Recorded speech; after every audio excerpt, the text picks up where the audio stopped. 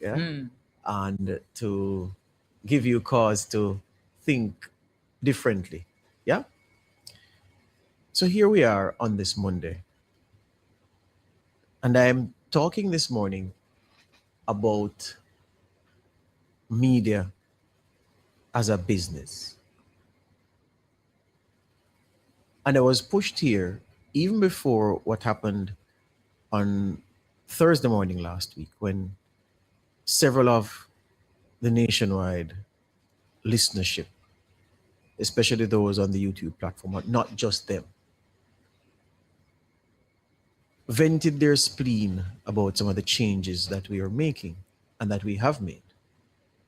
And again, all comments are welcome. Critique is welcome. Criticism is welcome as well. It's all welcome. And when I say not just the YouTubers, I've been to a few places and I've seen people who've raised issue. People have called, people have sent me emails. Saw a man at the barber yesterday who took it up again, having a view on the changes. And for those who perhaps missed something significant that happened in recent days, to show what the state of play is in media, I think it is necessary to refresh you or to bring you up to speed and refresh others about what the big boy in the media business in Jamaica has reported about their own financial performance. Because the RJ Argelino Communications Group published a story on its own platform talking about its financial results for the 3 months leading up to and including December 31, 2025. They reported that their revenue fell by $261 million. That's a 24% decline compared to the last 3 months of 2024. They say that while their expenses were reduced by 100 million, those savings were not enough to cushion the revenue loss. They say their after tax loss, after them pay them taxes, they lost 242 million compared with 58.8 million in the 3 months up to and including December 31, 2024. Big numbers, you know. Then, when you took the 9 months, January to September 2025, their revenues collapsed by $489 million. Expenses over the same period dropped by 376. And together, for the first 9 months of 2025, the big boy in the media business experienced after-tax loss of 502 million. That was compared to 329 million for the first 9 months of 2024. So what have they done? They said, look, they had 13 companies under the umbrella. They've consolidated those to 3. You may not be able to say the old lady of North Street anymore because there won't be anything there to refer to as such, because they're moving staff from the North Street operation and relocating them to Lyndhurst Road. They're going to lease or divest the North Street property that has been the Gleaner's symbol for hundreds of years. And of course, they speak in the report about their joint venture with the Observer to print together so that they don't have to be spending money printing. The Observer is spending money printing. They've come together to print. And they say that should result in significant savings. I say those numbers, I mentioned those numbers to show you how the big boy in the business is faring. We have not escaped the pressures that were brought to bear in 2025 as advertising revenue collapsed. The hurricane made life terrible in the last 3-4 months of 2025. And we've had to, like the big boy, be making changes. Now, the changes we made are driven largely by numbers and revenue. And many times, our listeners, Tona, are not, our audience, are not appreciative of the things that inform the decisions to make changes. And so they are thinking from a purely self-interest perspective. I like this program, you should not have cut this program. Or I like this segment, you should not have dispensed with this segment. But what do the numbers show us about the performance of the segment? What do the numbers show us about the performance of the program? Difficulties abound right the way through. And we have had to do some serious alterations to ensure we survive. I mean, it's not the sexiest what's on my mind in the world, but it needs to be said.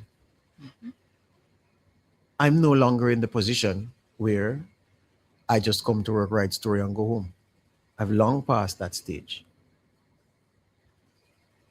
The well-being of the business and the direction of the business is not just Cliff's shoulder that those responsibilities rest on, it also rests on mine. I have to be thinking about how does this thing work so we can keep in employment the young people we have here and the also not so young people that we have here. How do we keep our business afloat in a tough time for media right around the world, not just in Jamaica? You know, as I said, all views are welcome. Yesterday, I saw a good friend of mine, long time listener. Man could be my father. Yeah, he's so senior. He said to me that, George, what you should do, I hear you're making changes. You know what you should do? You should play music from 1 p.m. to 5 p.m. every day. Because the man plays some good music. You know? Play good music from 1 to 5 p.m. Cut out the entertainment program, cut out all the just play music. And I laughed. And I was trying to explain to him that, yes, but music don't make money in media. It doesn't. And he was comparing us to other stations that have a all music or a significant music format. And I'm saying, yeah, but where you will play music and earn $1 million out of playing music for the month. And because it's $1 million, you say, yes, we made $1 million. That can't cut it here with our operations and what we have to do. So we have to go for the things that we see have the revenue potential and which can sustain themselves over time. And I'm saying we are not afraid to make changes, because if you don't change in this business, you're going to die. The Gleaner could have sat where it is, but they're making radical changes, absolutely radical, from 13 companies to 3, moving from to Lyndhurst Road from North Street. Those are massive changes because money is being bled, cash is being bled, quarter after quarter, review period after review period. And if it's happening to the big boy in the business, what about us? So when we make changes, understand that, I know because we don't like the presenter, they're like, clearly that could be the case because we are the ones who put them on air. We are the ones who give them the shows. It is because we are running the business and we want to maximize the revenue earning potential of the business. It's not different to a household where the children are not privy to the financial position of the parents and are demanding that certain things be bought or spent on. The parents who have the meeting in the bedroom and say, all right, then how is it this month, next month? And are crunching the numbers and to ensure that the children maintain the lifestyle that they have. And the parents themselves have cut, denying themselves of certain things to keep the children in good order. And they have the pressure. The children don't see that. They see all their needs being met and most of their wants being met.